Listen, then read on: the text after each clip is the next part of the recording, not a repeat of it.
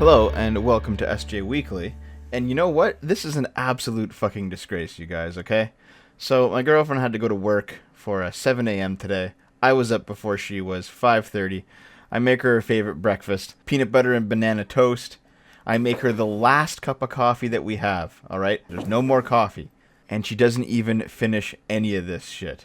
So, I mean, if you guys want to slurp, this is it. I have to drink cold, old coffee today.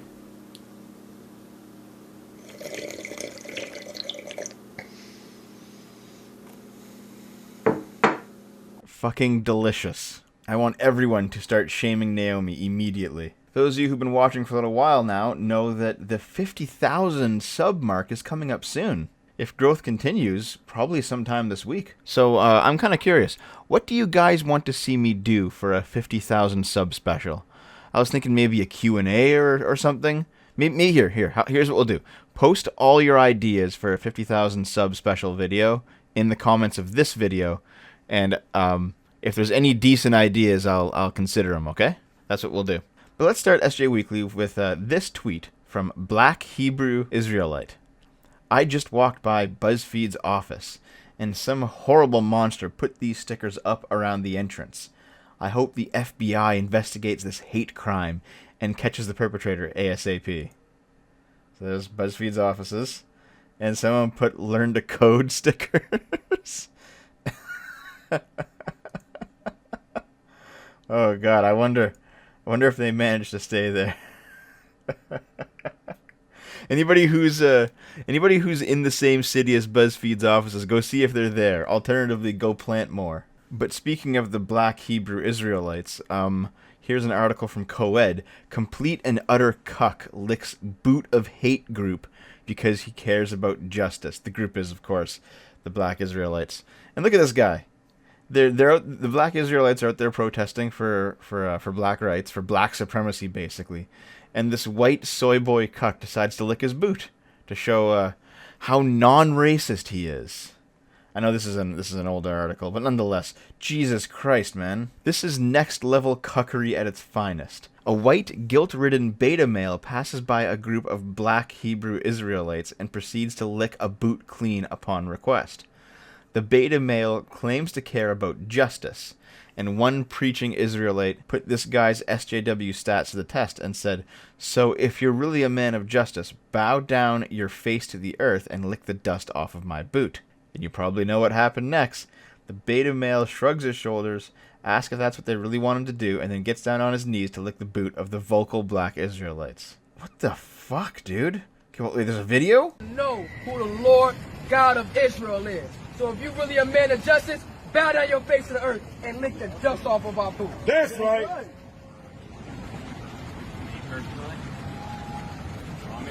Hell yeah. Bow down yourself to the earth and lick the dust off of the boot. Bow down and lick the dust off of the boot. Get your ass You bow down and lick the dust off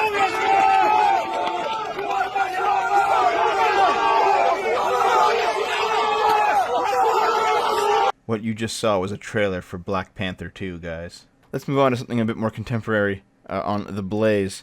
After 55,000 people show support, a new period emoji will soon be released to destigmatize menstruation. The inclusion of an emoji is a huge step towards normalizing periods. Is that really all it takes nowadays?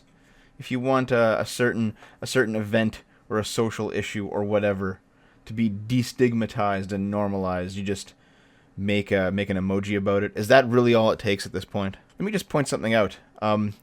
If you live with a girlfriend or a wife ever at any point in your life, periods will stop being a mystery to you. They don't need to be destigmatized or normalized at that point. So it sounds like if there's any actual serious problem with the normalization of periods, it's probably among a generation or a crowd of people who can't have a committed relationship. Also, Jesus Christ, like, you know, the red drop emoji is fine. You don't need the fucking period pad. Here. Let's have an emoji for just shit-stained underwear. Let's destigmatize and normalize shitting your pants. That sounds good? Children's rights charity Plan International UK launched the campaign for a period emoji after conducting a 2017 survey and discovered just how much shame and stigma still impact girls' and women's experience of having their period. That sucks, and that sounds like something they gotta get over, but I don't think an emoji will help with that. There's a reason why the eggplant and the peach emojis are used for genitalia or sexual purposes, and it's because you shouldn't have blatantly sexual things as universal emoji. The winning image was dubbed Period Pants. Plan International UK submitted it to the emoji powers that be at Unicode, but sadly the design didn't get accepted. Good. Undeterred, Plan International UK partnered with NHS Blood and Transplant and submitted its second place design, the blood droplet, which was accepted. And that's fine, because you know what? The blood droplet can be used for multiple things. Human beings do occasionally bleed from places other than their vagina. They might spin it as a period emoji, and I'm sure there's going to be some girls out there who use it as a period emoji. That's definitely fine, of course. However, a red drop of liquid is honestly fine. You could also have a green one if you want. I think there's probably already a blue one for water. Like, it's just this is just a non-story. Like, what the fuck? I can't believe I'm actually talking about this nonsense. However, some people are really fucking excited about it. We're getting a period emoji, and it's bloody brilliant news. They say that an emoji won't necessarily solve the issues surrounding period stigma and silence, but it will help change the conversation and end the shame around periods. I don't know. I don't know about that, man. Like, very clearly, nobody should be shamed for basic biological functions. I think we can all agree on that. That makes sense, right? If your body is doing stuff that you can't control, should you be shamed about it? No. Should you still have a responsibility to perform adequate maintenance on your body, even though it's doing things that are out of your control? Yes. That's why free bleeding, for example, is so stupid. And that's why it's hilarious that a whole bunch of dumb feminists fell for it when 4chan basically made it up. Man, it is completely reasonable to treat period blood like it's any other type of waste product that comes out of the human body, and therefore is disgusting, because that's exactly what it is. I mean, you probably shouldn't be shamed for taking a shit, but that's no reason to celebrate taking a shit, is it? And hey, that does put the period emoji in line with the poop emoji, so there you go. Good company. However, while emojis can be used to empower some people, they're also meant to be used to oppress others. For example,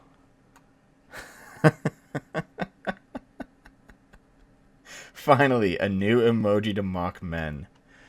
The latest batch of emojis features new possibilities for shattering fragile masculinities and capitalism alike. We're going to be using emojis to own capitalism now, epic style. Is that it? Is that what we're doing? Also, I'm pretty sure that there are more than there's more than one way to use this emoji. It's not all about penis size, though I'm sure that's all Vice cares about. Great news! We're finally getting an emoji that's perfect for easily humiliating men when they're being disgusting online. Or, you know, being men. The small dick emoji. Officially named Pinching Hand, the emoji has been approved by the Unicode Consortium for release across major platforms this year. It's also great for illustrating capitalism's failures by capturing the inadequate minimum wage or your lackluster salary. The possibilities are endless. Countless men who aren't secure in their masculinity will be affected by the new option, we know. But it was high time to replace the purple eggplant, which, as a 2015 study confirmed, everyone obviously used as a dick, for something more realistic. Emojipedia cataloged the new emojis. The batch includes a wheelchair, a gender-inclusive couple, 2 service dogs, a yawning face, a flamingo, an orangutan, a hang glider, butter, garlic, and more. I thought a lot of those were already emojis. Is this an old article? Hold on a minute. No. February 6th, 2019. You know what I want? I want inclusivity and equality here. I want to see a new emoji to mock women. And you know what it's going to be? Just 2 hands making a giant circle to show how gigantically wide and overused the vaginas of the women at Vice actually are. And I guarantee you, once we get that emoji, there's going to be a bunch of angry women online complaining that it is sexist. Speaking of female empowerment, I wish Resident Evil 2 let me be a more compassionate hero. This is a game I pretty much passed on. One of my New Year's resolutions was to only play video games if I'm streaming them on Twitch TV. And that was just one way to get me to at least be making some type of content if I'm gaming, so it's not like a complete waste of time. And right now, I'm just playing too many games on Twitch at the moment. Hollow Knight, Kingdom Hearts, Octopath Traveler. There just wasn't really room for Resident Evil 2 beyond the 30-minute demo that came out a few weeks back. I'm playing Resident Evil 2 for the first time. Well, mostly. Back in 1998, my 14-year-old self scoured the pages of a Tips and Tricks magazine walkthrough of the game, covering every gameplay beat and plot point. And I played a few minutes of it on a friend's PS1. So I'm familiar with the scenery and the structure, the quests and the characters. But this is the first time I'm experiencing it. It's scary and tense, and very much a period piece, a late 90s survival horror game set squarely in the later Clinton era, with dollar gallons of gas and chunky computers, now boasting some modern design niceties. Playing on normal, I can save as many times as I'd like, and the cutscenes and visuals are prettied up to Resident Evil 7 standards. But one thing that's sticking out to me, still early on in the police station, is how perfectly the game uses scarcity and this fantasy of hyper-competence to make me feel a certain way. How much permission it gives me to be a total asshole. The lone survivor type. How the fantasy here presents in an uncomfortable tension between the ways I want to roleplay in this world versus the ways the game requires me to play to make it through the night. As I stalk the halls of the station, I'm vulnerable.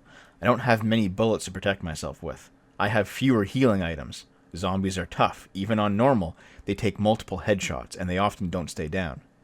I have to raid this place to survive, by looking in lockers, desks, in weird corners and dark cabinets. And I'm collecting all kinds of things. Bullets, sure, but also gunpowder and knickknacks. Keys. Crappy boards to slam onto windows and keep out the riffraff. Yeah, this is Resident Evil. It's a survival horror game.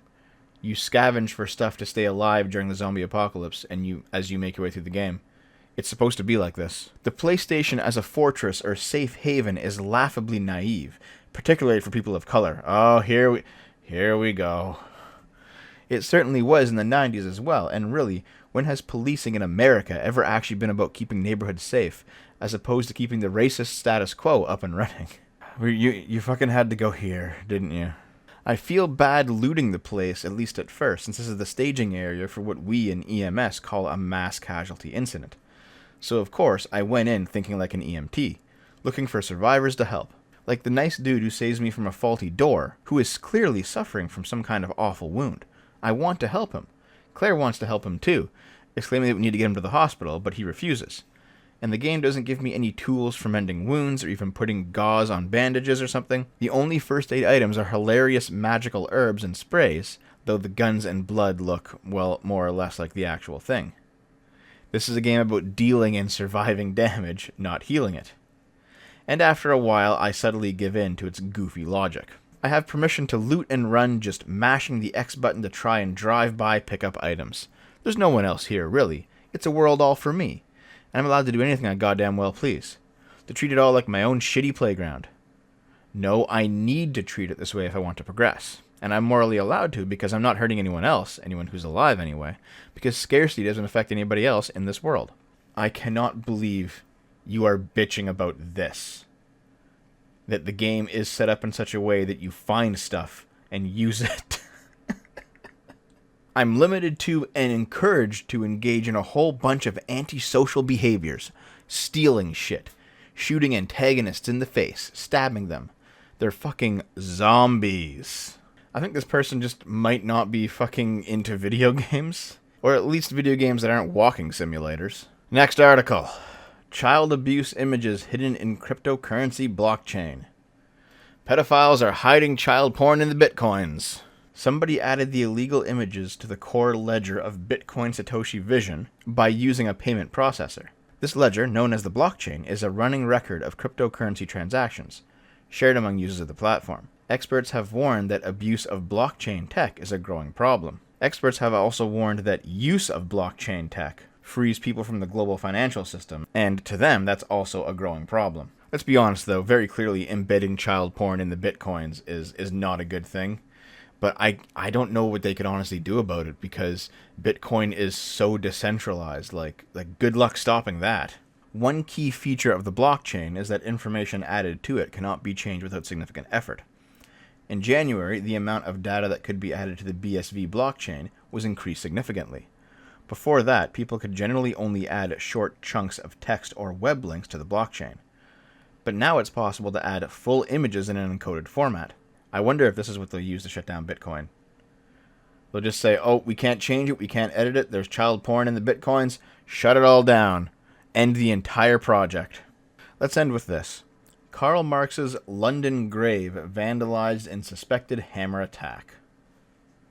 Oh no. Smash the patriarchy, my friends. Use the hammer from the Hammer and Sickle.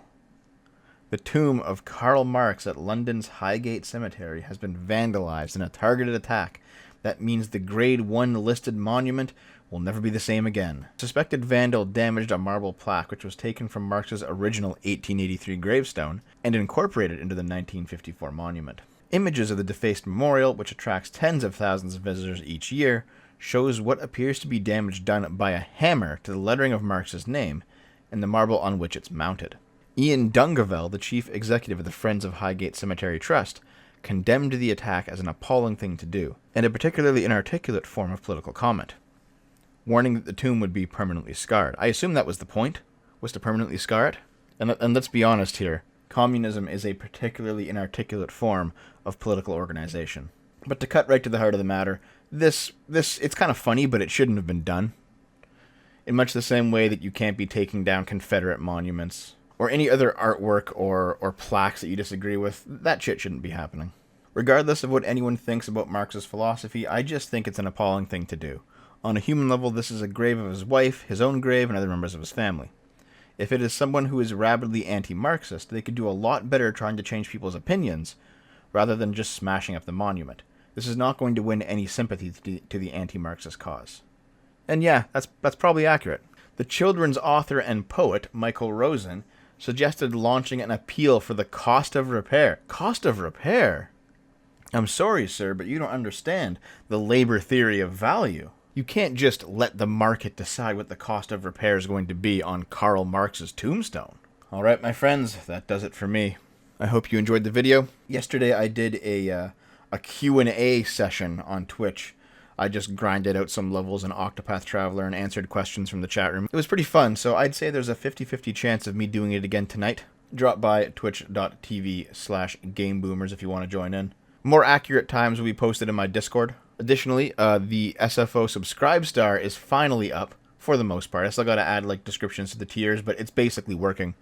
That's at subscribestar.com/shortfightotaku. As soon as I get my first Subscribe Star payout, I'm going to take down the Patreon link. And don't remember, leave a comment. Inspire me regarding the 50K special, guys. Thank you very much. Thank you for all the support and all of your viewership, your patronage. I appreciate all of it. I'm getting out of here. I love you.